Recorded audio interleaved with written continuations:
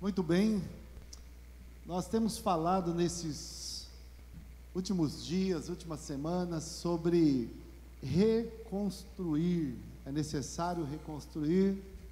O pastor Roger falou sobre precisamos ter forças para reconstruir, uma mensagem muito boa. Nós falamos sobre que é necessário ter fé para reconstruir, uma mensagem muito boa. O pastor Claudinei pregou na missão sábado passado também sobre você não está só para reconstruir, e é uma verdade, né? Ele está conosco, nos capacitando. E eu gostaria ainda de continuar falando nesse tema. Gostaria de pensar com você hoje sobre confiança para reconstruir. Precisamos ter confiança para reconstruir. É interessante, eu disse hoje pela manhã que no computador, eu acredito que no Note também tenha, em alguns aparelhos, tem uma opção ali, uma tecla, um botão reset, né? Já que é para cantar em inglês, vamos falar em inglês, né? Reset. A máquina travou, né? Ela não abre o programa, ela trava. Você vai naquela opção, né, Gabriel? Você que é entendido de informática, reset, ela zera e começa novamente, começa do zero e liga novamente. Seria tão bom, né, irmãos, se a gente tivesse esse botão na nossa vida, né? Já pensou? A coisa travou lá no casamento, pá, né? Aquele climão, fechou o tempo, opa, vou resetar minha esposa aqui, aí volta lá na lua de mel, né? Aleluia. Mas não tem esse botão. Estou vendo a conta bancária, tá vermelho, reset, né? Sumir as dívidas. Já pensou? Seria bom demais, né? Eita, mas esse botão não existe. Qual botão existe para apertar, pastor? O botão continue, confie, continue que vai dar certo. Amém? Nós não temos a opção de resetar e zerar tudo, esquecer do que passou. A vida, ela continua, o tempo só vai. Um famoso professor, um sábio professor, reuniu os alunos em sala de aula na faculdade, pegou esses relógios que tem um pêndulo, né, que fazem esse movimento, enquanto os ponteiros marcam hora e minutos e segundos, e esse pêndulo fazia esse movimento, e o professor perguntou para os alunos qual é a direção desse movimento. Perguntou para um aluno sábio, ele falou: olha, professor, é simples, o ponteiro, o pêndulo vai e vem, direita, esquerda, para lá, para cá. Ele falou: não, esse pêndulo não vai e volta, esse pêndulo não vai e vem, esse pêndulo vai e vai e vai e vai e vai, porque o tempo não volta, o tempo só vai, só avança. E a nossa opção é: continue, vai dar certo. Nós precisamos ter confiança em Deus para reconstruir. Nós temos feito uma jornada no livro de Neemias, mas hoje nós vamos para o livro de Esdras, capítulo de número 1.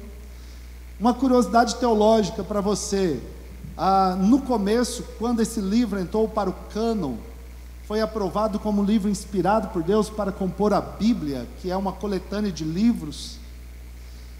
O livro Esdras e Neemias eram um só.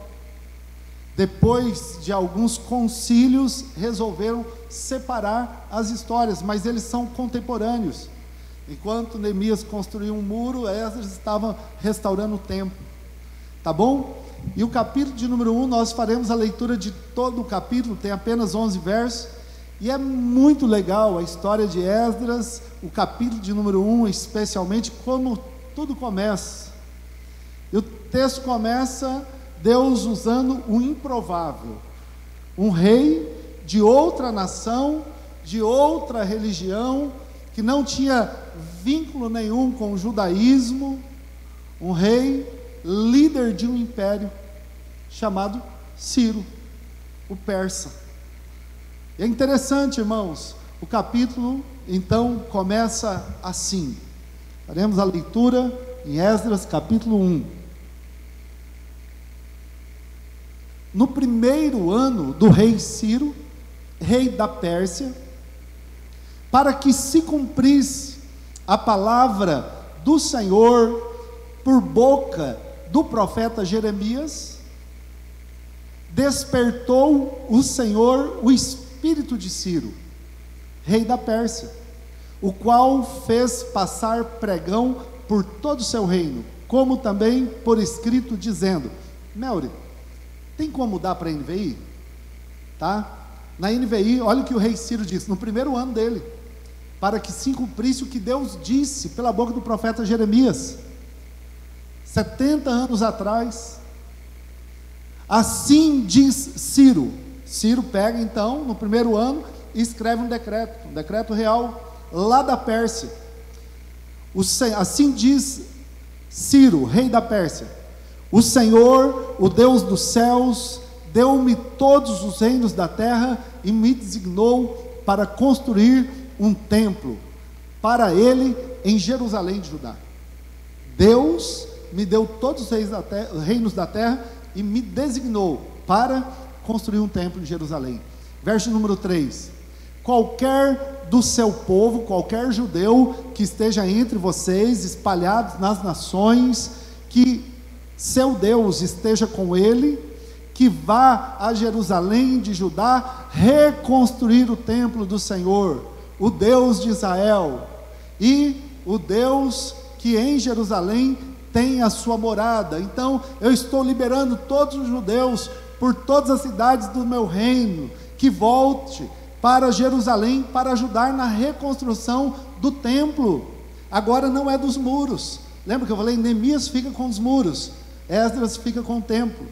Então, queridos, olha o que o rei fala no decreto real, verso número 4. E aí, que todo sobrevivente, seja qual for o lugar em que ele esteja vivendo, receba dos que ali vivem prata, ouro, bens, animais e ofertas voluntárias para o templo de Deus em Jerusalém. Os judeus podem voltar para a sua terra, e detalhe, os seus vizinhos devem dar ajuda para eles voltarem. Eles não vão voltar com mão vazia, pode ofertar na vida deles, decreto real. Deus manda dar a ele os recursos para a reconstrução do templo. E aí então, verso de número 5 vai dizer assim: então os líderes das famílias de Judá e Benjamim, como também os sacerdotes e os levitas, todos aqueles cujo coração Deus despertou, dispuseram-se a ir para Jerusalém a construir o templo do Senhor. Verso número 6, olha só: todos os seus vizinhos os ajudaram, trazendo-lhes utensílios de prata, de ouro, bens, animais e presentes valiosos, além de todas as ofertas voluntárias que fizeram. Agora o texto começa a ficar interessante. Olha só, verso número 7, diz assim: além disso, já está terminando, tá, queridos, a leitura. O rei Ciro mandou tirar os utensílios pertencentes ao templo do Senhor, os quais o rei Nabucodonosor, 70 anos atrás, tinha levado de Jerusalém e colocado no templo do seu Deus. Ele mandou, Ciro falou: opa, sabe aqueles utensílios que Nabucodonosor trouxe? Ele é do Senhor, é do templo do Senhor, manda de volta. Aí, olha só que chocante isso, irmãos. Olha só, verso número 8. E aí, Ciro, rei da Pérsia, ordenou que fossem tirados pelo tesouro Mitredate, que os enumerou e os entregou a Sesbazar, o governador de Judá. E olha só o que ele enumerou, verso número 9. O total foi o seguinte: 30 tigelas de ouro, 1000 tigelas de prata, 29 panelas de prata, 30 bacias de ouro, 410 bacias de prata de qualidade inferior, e 1000 outros objetos. Se você fizer a conta da verso de número 11, ao todo, na verdade, foram 5.400 utensílios de ouro e de prata. Sesbazar trouxe tudo isso consigo quando os exilados vieram da Babilônia de volta para Jerusalém. Queridos, eu acho isso aqui fantástico, muito interessante o que acontece. Olha só, eu vou falar de 3 lugares, e aí nós precisamos ter uma mente geográfica para imaginar, ou pelo menos tentar imaginar. Eu vou falar de Jerusalém, fica em um local, Babilônia fica em outro local, e a Pérsia ficava em outro local. Tá, queridos? E esses utensílios que o rei Ciro manda devolver eram os mesmos que Nabucodonosor, quando invadiu a Jerusalém, o Império Babilônico, ele leva e coloca no seu templo do Deus pagão. Olha só, irmãos, era tão sério, tão preciosos esses utensílios, que o filho de Nabucodonosor, está lá no livro de Daniel isso, chama-se Beltesazar. Esse rei, ele pegava e fazia orgias, festas, e ele tomava vinho onde? Nessas taças de ouro do templo. E fazia festa e bebedeira e orgias e tal. E um dia aparece um dedo e escreve na parede: Mené, Mené, Tekel, Ufarsim. E aí o rei olha aquilo, está em hebraico, ele não sabe, manda chamar Daniel. Daniel, o que está escrito? E Daniel disse: olha, Deus manda te dizer, Beltesazar, pesado fostes na balança e foi achado em falta. Hoje mesmo você irá morrer. Acabou o seu tempo. Você tinha tudo nas mãos para buscar a Deus e não fez. E naquela mesma noite, Beltesazar morre. E aí entra em cena o rei Dário, um rei do Império Medo. Então, para a gente entender um pouco a história dos impérios, alguns impérios marcaram a história da humanidade. Primeiro império, voltando lá atrás, egípcio. Lembra que o povo de Israel, Abraão foi morar no Egito? Egito abasteceu o mundo todo, o Império Egípcio. Depois de muito tempo, se levantou o Império Babilônico. O povo de Israel pecou, e aí Deus falou: olha, eu vou levantar o Império Babilônico, e eles vão levar vocês presos, para vocês aprenderem a não adorar outros deuses. Serviu como uma disciplina. E Nabucodonosor entrou e destruiu totalmente Jerusalém. Por isso que Neemias volta para reconstruir os muros e Esdras para reconstruir o templo. Destruíram tudo. E nessa primeira incursão sobre Jerusalém, o Império Babilônico leva Daniel, Sadraque, Mesaque e Abidnego, os 4 jovens, adolescentes, levam presos para a Babilônia. E ali, queridos, olha só que interessante. E ali então, o Império Babilônico, passado aí seus 70 anos, o rei Beltesazar morre, Nabucodonosor morre, se levanta um rei Medo. Não é medo de ter medo, não, é Medo persa, os 2 impérios, tá bom? O rei Dário no Império Medo, o rei Sírio no Império Persa. Ciro foi o mais proeminente, e depois dele, para a gente entender a história, vem o Império Grego, de Alexandre o Grande, e por último, o Império Romano, que já entra na época de Jesus. Então, a gente fez um balanço para a gente situar algumas coisas aqui. E nesse contexto, tá, pastor, o que isso tem a ver com a minha vida? Irmãos, isso tem tudo a ver com a nossa vida, e eu vou dizer o porquê. Porque eu devo confiar em Deus para reconstruir, pastor. Porque, irmãos, esse texto me ensina algumas verdades. Diante de um cenário de guerra, de destruição, eu tenho 2 opções. Primeiro, deixar aquilo destruído e me mudar para outro lugar, ir embora, reconstruir em outro lugar, começar de novo em outro lugar, encarar de novo um outro desafio, uma outra família, um outro casamento, um outro emprego, um outro futuro, tentar. Pode dar certo, como posso quebrar a cara e dar errado. Mas eu tenho uma segunda opção: tentar reconstruir. Dá mais trabalho? Muito mais. É mais difícil? Muito mais. Mas Deus é um Deus de reconstrução. Deus é perito em reconstrução. Olha só que interessante, queridos. Em Gênesis 1, eu já preguei sobre isso. Diz assim: no princípio criou Deus os céus e a terra era sem forma e vazia.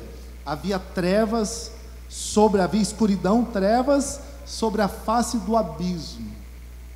Irmãos, o nosso Deus, o Deus que nós servimos, Ele é tão grande, Ele é tão poderoso, Ele é tão maravilhoso, Ele é tão perfeito, que Ele não criaria nada sem forma e vazia. Pastor, mas está escrito? Está, irmãos.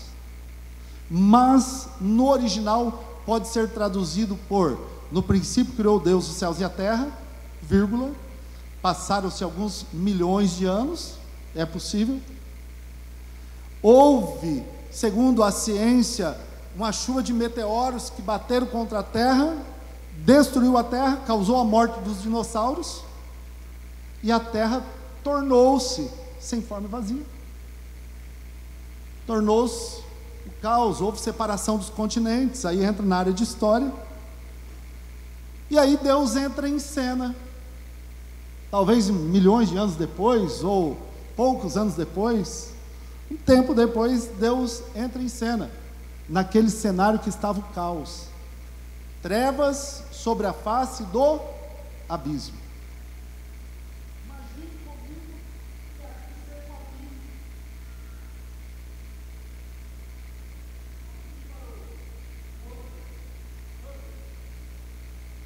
Para o Júnior, Anderson, apague todas as luzes, por favor. Aqui é um abismo. Todas as luzes. Todas. Ficou essa aqui. Ela em outro lugar. Aí. Não deu certo. Quase deu certo. Tá bom. Já ajudou. Já ajudou. Irmãos, é pior que isso, trevas, tá? Não tem essas luzes azuis no fundo. Mas você imagina você andar no escuro, qualquer passo em falso, eu posso despencar desfiladeiro abaixo, posso me arrebentar na beira do abismo. Havia o que sobre a face do abismo? Trevas. Aí Deus disse: haja luz, e houve luz. Na luz eu consigo ver o perigo. Amém? Na luz se eu pisar aqui eu me arrebento. Eu quero declarar e profetizar que Deus vai dizer para você que anda sem saber onde você está pisando, Deus vai dizer: haja luz.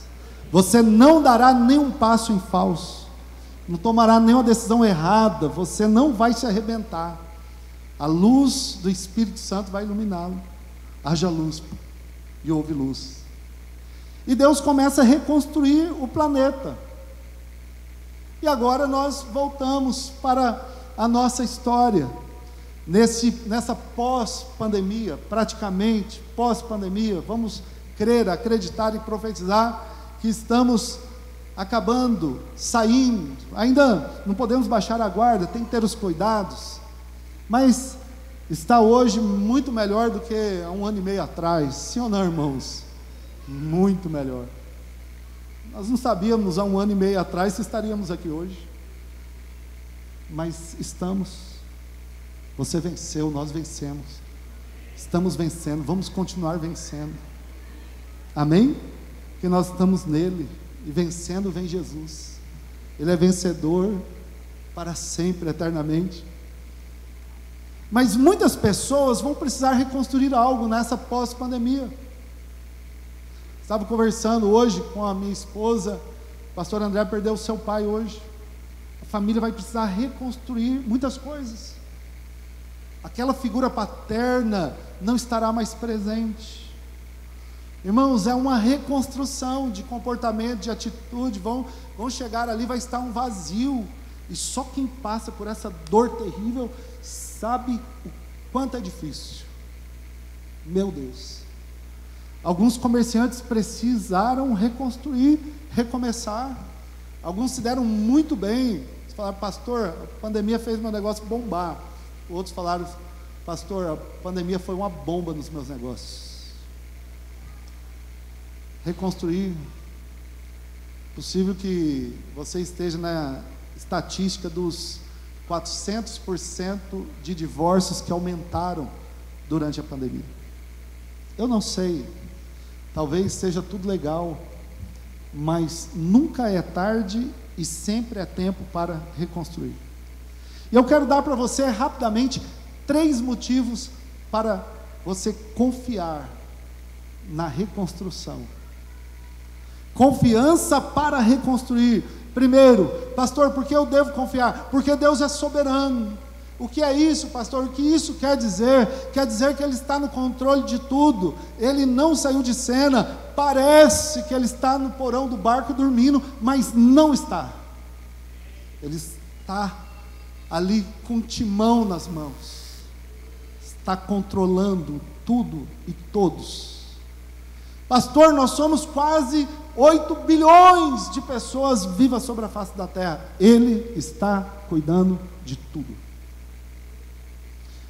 Será que Deus tirou férias e deixou esse coronavírus se espalhar pelo mundo? Ele está no controle de tudo.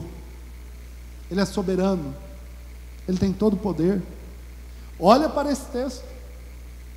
Irmãos, os imperadores não estavam nem aí para os deuses das nações, porque cada nação tinha o seu, porque eles eram considerados deuses.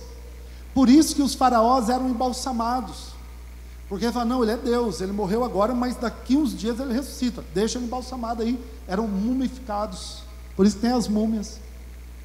Eles eram considerados Deus. O maior problema do cristianismo foi que o imperador romano falava: como assim, adorando outro Deus? Eu sou Deus? O imperador romano não aceitava que o povo adorasse a Jesus, o chamasse de rei dos reis. Começou a perseguição. E aí, irmãos, nós pegamos alguém que domina o mundo, Ciro. No primeiro ano, não era nem ano de reeleição. No primeiro ano, irmãos, ele baixa um decreto. Qual é o decreto? Em todo o seu reino. Ele estava lá na Grécia, longe de Jerusalém. Mas Dário tinha falado para ele de Daniel. Falou: rapaz, eu conheci um judeu, homem de Deus. Nabucodonosor trouxe ele adolescente. Nabucodonosor morreu, Beltesazar morreu, ele permaneceu, nunca se corrompeu. E um dia fizeram um decreto, armaram uma cilada para ele, o lançaram na cova dos leões, e eu fiquei temeroso, porque Daniel era o meu melhor homem, ali o meu melhor governador daquela província da Babilônia. E eu cheguei no outro dia cedo, falei: Daniel, por um acaso você está aí? E Daniel gritou lá de dentro daquela cova e disse: sim, eu estou aqui. Deus, o Deus o qual eu sirvo, fechou a boca dos leões. Dário falou isso para Ciro. Certeza, irmão. Se não falou pessoalmente, escreveu uma carta. Ciro falou: o quê? Vou estudar a história desses judeus. Rapaz, olha o que eles fizeram no deserto. Foi o Deus deles que abriu o mar vermelho. E a história, irmãos, veio se repetindo. Parou o sol para que Josué pudesse vencer a batalha. Fez a água sair da rocha. Mandou maná do céu. Sustentou o povo por 40 anos. Meu Deus, se Deus é poderoso, é o único e verdadeiro Deus, eu não vou me levantar contra Ele. Eu, Ciro, declaro que onde houver algum judeu, pode voltar para casa. E os seus vizinhos devem dar oferta para eles. Aleluia. Ouro, prata, todo tipo de oferta. E eles podem reconstruir o templo para adorar a Deus. Peguem todas as coisas que estão na Babilônia. Babilônia era outro lugar, irmãos. Outro lugar. Pegue tudo que Nabucodonosor levou. Não é dele. 70 anos depois, ele manda levar tudo de volta. Olha a soberania de Deus. Pode confiar, Ele é soberano.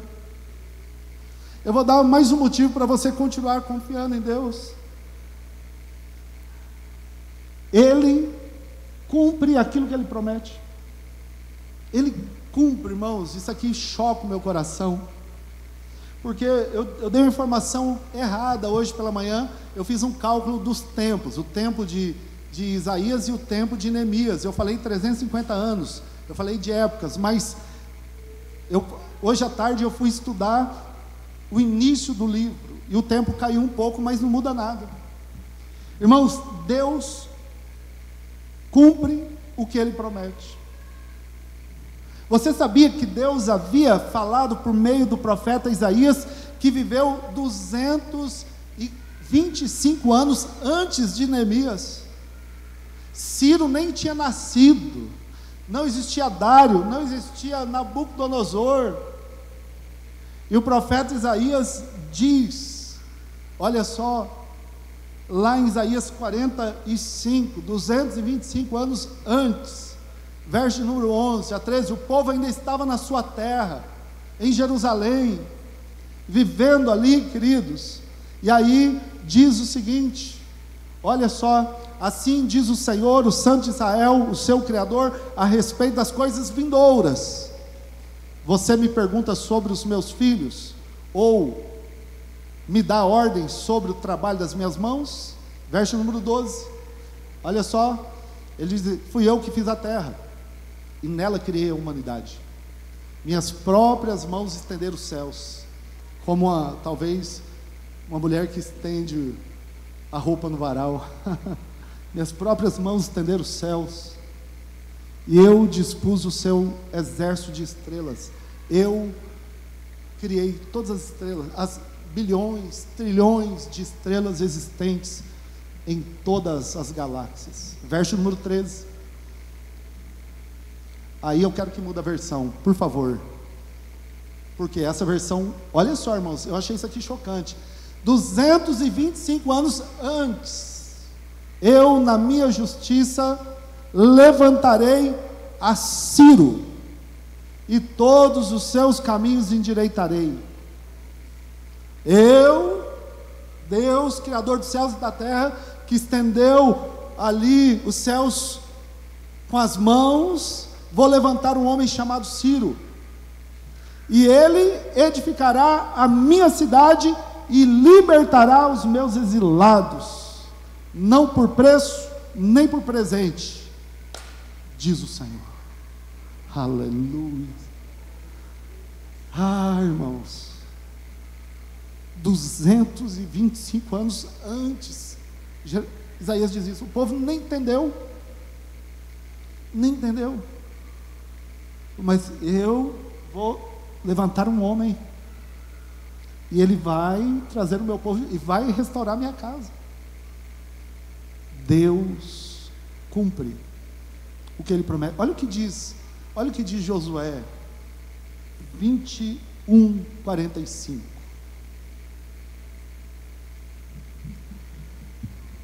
Começou a choradeira, oh meu Deus. Nenhuma promessa falhou. Quantas? Nenhuma promessa falhou de todas as boas palavras que o Senhor falara à casa de Israel. Antes, todas se cumpriram. Amém? Deus, Ele cumpre aquilo que Ele promete. Deus, Ele cumpre, você pode confiar, porque Ele é soberano, porque Ele cumpre o que Ele promete. Aí, irmãos, houve um profeta chamado Jeremias. Jeremias profetiza a prisão para a Babilônia, e ele profetiza: olha, vocês serão levados presos, porque vocês desobedeceram, vocês se afastaram. Lá em Jeremias 29, verso de número 10, até o verso de 10 e 11, Jeremias 29, eu acho esse texto fantástico. Irmãos, apedrejaram Jeremias, porque os outros profetas falavam: não, Deus vai abençoar vocês com paz, e Jeremias dizia: não, vocês serão presos. Mas, cumpridos 70 anos, Deus vai trazer vocês de volta. Assim diz o Senhor: logo que se cumprirem para a Babilônia 70 anos, atentarei para vós outros e cumprirei para convosco a minha boa palavra. Cumprirei para convosco, cumprirei para com vocês, cumprirei para com a CB Paz, cumprirei para a pessoa que está aqui nesta noite, a minha boa palavra, tornando-vos a trazer para este lugar. Verso número 11: porque eu bem sei os pensamentos que tenho a vosso respeito, diz o Senhor, são pensamentos de paz e não de mal, para vos dar um futuro e uma esperança. Aleluia! É isso que Ele pensa de você. Ele não pensa mal a seu respeito. Quem pensa mal sobre você é o inimigo. Quem diz que você não vai conseguir é o inimigo, que você não vai vencer é o inimigo, que você nunca será feliz é o inimigo. Quem veio para roubar, matar, para destruir é o inimigo. Mas Deus diz: eu sei o pensamento que eu tenho para vocês.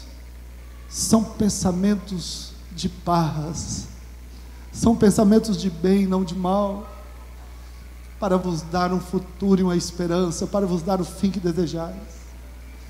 Você pode confiar, queridos, você pode confiar. Daniel lia a Bíblia e sabia dessas palavras que eu li para vocês, e no capítulo 9, do verso de número 2, Daniel foi para lá adolescente, nunca se corrompeu, entrou na política. Se tem um político que nunca se corrompeu, que eu posso garantir para vocês, está aqui, é Daniel, queridos. Se tornou governador, e o rei Dário gostaria de colocar ele como chefe de toda a Babilônia. E agora ele está velhinho, com mais de 70 anos. No primeiro ano do seu reinado de Dário, eu, Daniel, entendi pelos livros que o número de anos que o Senhor falara ao profeta Jeremias haviam de durar as assolações de Jerusalém, eram 70 anos. Eu li, eu entendi, eu estudei, e já deu 70 anos. Aí quando deu 70 anos, o que ele começou a fazer? Verso de número 3, começou a orar: Senhor, já deu, Senhor, já deu. Eu voltei o rosto para Deus, para buscar em oração, súplica, jejum, pano de saco e cinza. E ele começou a orar e falou: Senhor, leva-nos de volta para casa, Senhor. E Daniel está lá na Babilônia orando, irmãos. E aí Deus vai e sopra no coração de Ciro lá na Pérsia e fala: ei, baixa um decreto e libera o meu povo para voltar. Já deu tempo. Eu disse que era 70 anos. Eu velo pela minha palavra para cumprir. Deus cumpre o que Ele promete. Você pode confiar. Eu vou te dar o último motivo para confiar antes de orarmos. Você pode confiar porque Ele é soberano. Você pode confiar porque Ele cumpre o que Ele promete. Você pode confiar porque Ele cuida de todos os detalhes e é poderoso para restituir aquilo que foi levado pelo inimigo.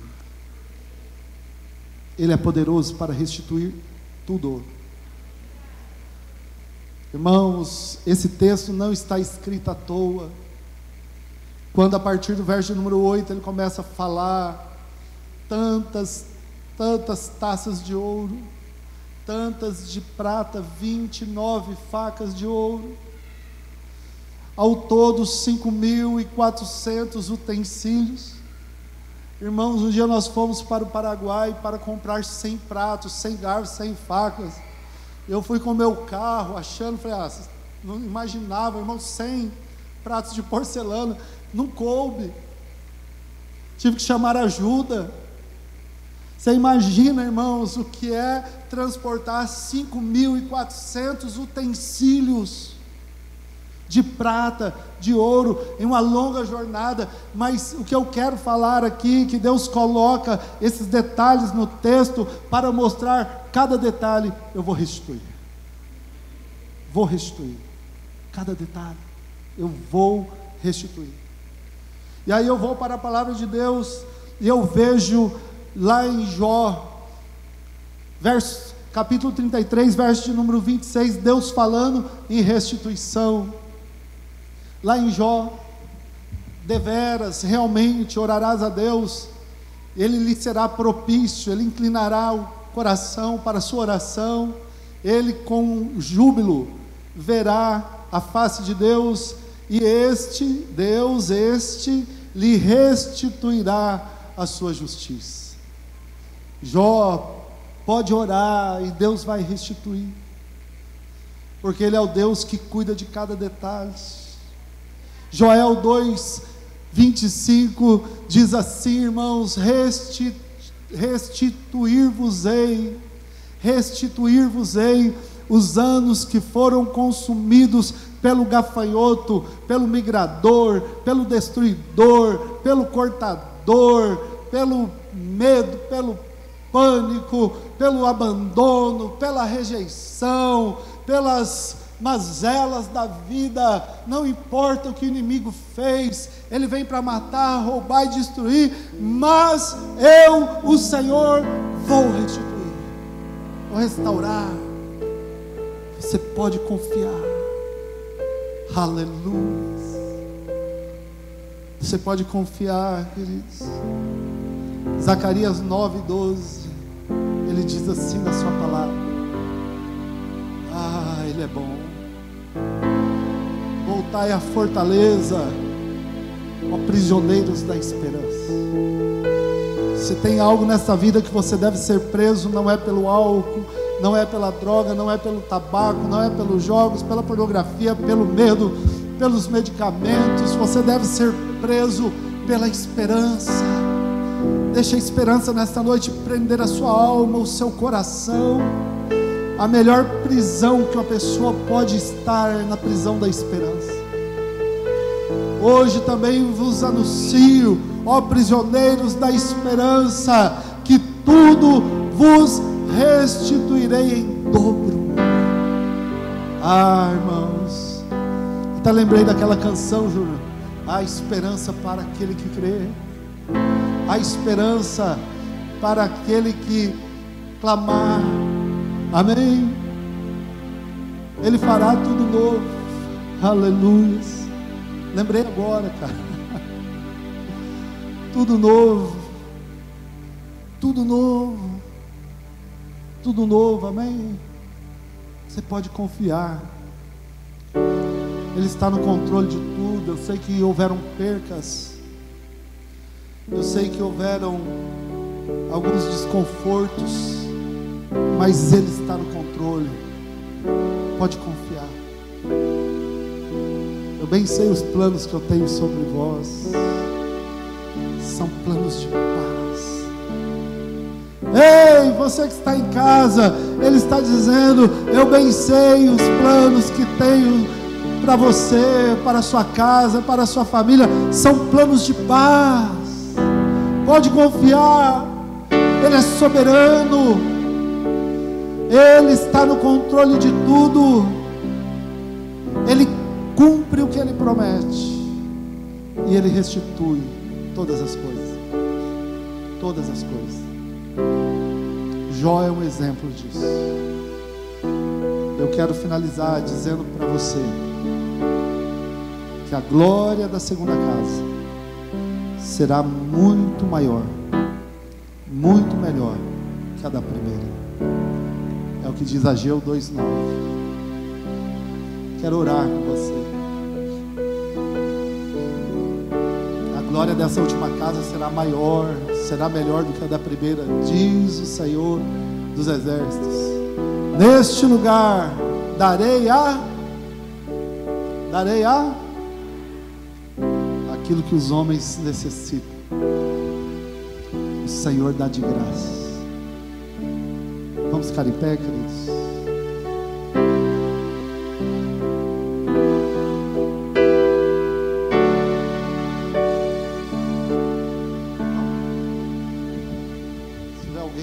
favor, quiser vir.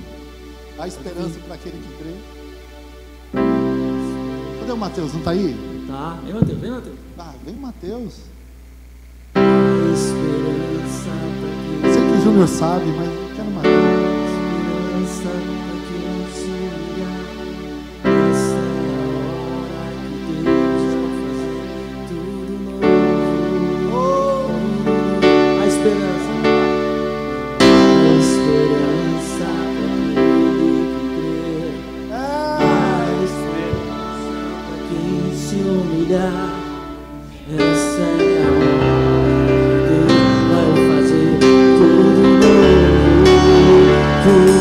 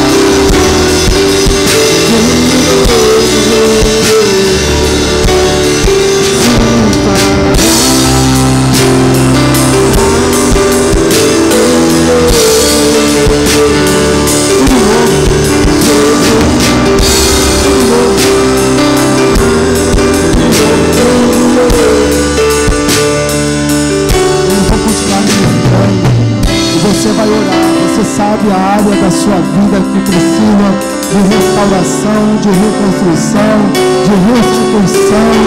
Eu, como pastor, eu quero clamar por uma unção na vida espiritual desta igreja, na minha, dos pastores, dos líderes, dos ministérios, uma nova unção.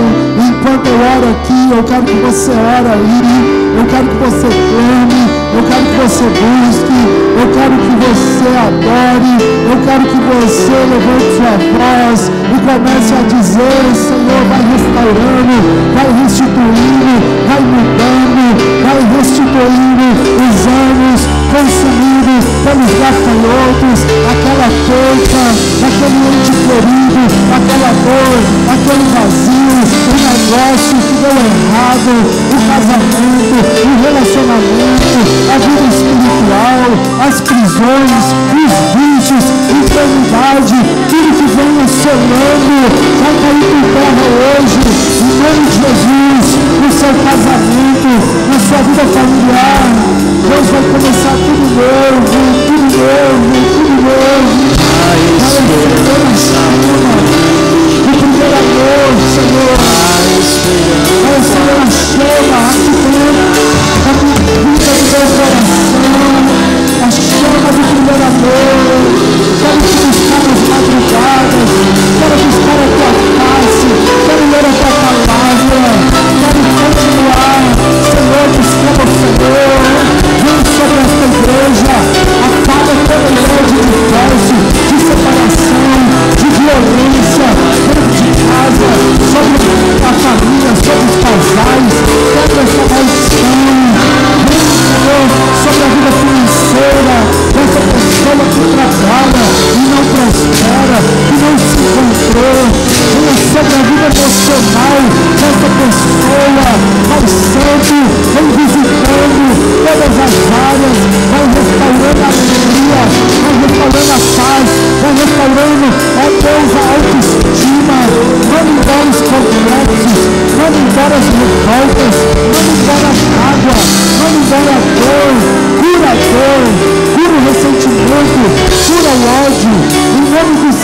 Jesus, e derrama paz. Derrama paz. Coloca a mão no seu coração, igreja, vai orando. E vai orando. Esta é a hora da esperança. É agora. É agora. Pode falar, é agora.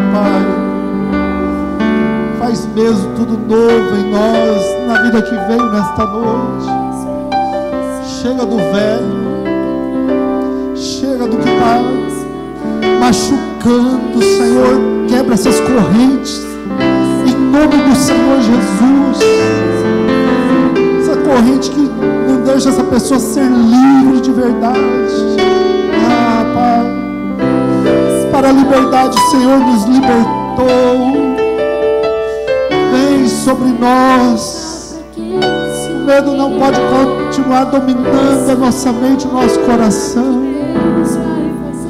Abençoa todas as famílias aqui nesta noite, as famílias aqui representadas. Cuida delas. Cuida delas. Cuida, Pai. Cuida de todos esses pedidos. Cuida de cada um deles. O Senhor sabe quantos tem, quais são, por que são. Pai, de quem está em casa agora orando, precisando de um milagre. Cuida da família do pastor André, Pai. Cuida dele, de toda a sua casa. Sustenta o teu filho. Sustenta a pastora Vanessa lá em Campo Grande, Senhor. Continua cuidando daquele ministério. Pastor Jorge, nessa transição.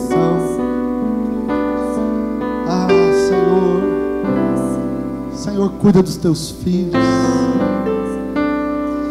Muito obrigado por esta noite, Pai. Nós te agradecemos. por tudo. Continue conosco durante essa semana. Fala conosco, mantenha essa palavra selada em nosso coração, em nossa vida. Sexta-feira, quando estivermos orando, que a tua unção permaneça aqui neste lugar. Usa o pastor Denis no sábado para os casais, usa no domingo para a igreja. Senhor, continue cuidando durante a semana. Senhor, não deixa nada de ruim acontecer com nenhum dos teus filhos. Livra-nos de acidentes, de incidentes, de laços do diabo. Dá uma semana abençoada. Começa hoje com a noite de sono reparador. Em nome do Senhor Jesus, não deixe a pessoa sair daqui e já perder toda essa unção. Guarda as mentes, guarda os corações. Em nome do Senhor Jesus, porque o Senhor é bom. Nós te amamos. Confiamos no teu amor e na força do teu poder. Muito obrigado por tudo. Obrigado pelo projeto, pela vida do Alberto e de toda a comissão, pelo projeto Nossa Casa. Nós não sabemos quando ela será nossa, mas nós temos o Senhor e isso já nos basta. Muito obrigado, Senhor. Muito obrigado. Em nome do Senhor Jesus oramos e te agradecemos. Amém. Amém.